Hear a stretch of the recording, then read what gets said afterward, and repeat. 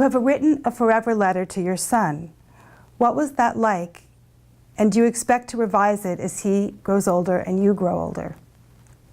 So I have written a few forever letters, but the first one I wrote, I was teaching on ethical wills at the time still. I hadn't yet changed the title to forever letter, what I was working on. But I was teaching on the topic, and one day this man came up to me and he said, "Have you written a letter to your child?" And I said, he looks at me straight in the eye, and I said, "No." And he said, "Don't you think you should?" And I'm like, "Yes, I should." And my child was like 5 at the time, so when he was about maybe 6. So by 6 and a half, I wrote to him.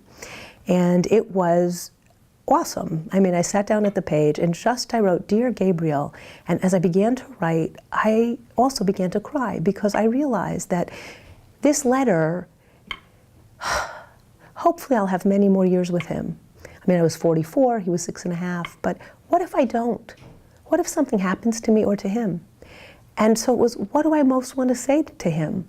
You know, how do I need to apologize? How haven't I been the mother that I thought I would be? And, you know, and it was a real awakening to the fact that I was not who I thought I was.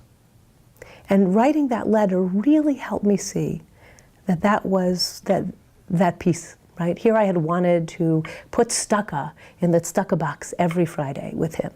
And, you know, I wrote checks and stuff. I didn't put as much stucca in the box, and he didn't see that. And so, you know, was I living that myself as honestly? And I had wanted to sing the modality to him every morning. And I wasn't doing that either. And I'm like, well, okay, either my values have changed, and I have to admit it, or I wasn't following through on who I was or thought I was. And so it helped me reframe and recalibrate who I was and how I wanted to show up as his mom.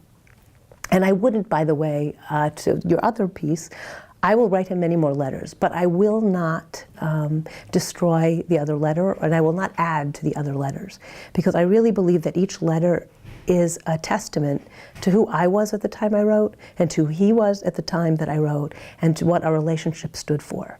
And hopefully when he has all these letters, he'll be able to then see, who was I in my mother's eyes at this age, and who was I as a kid, and what was our relationship like, and it will serve as a kind of historical reminiscence.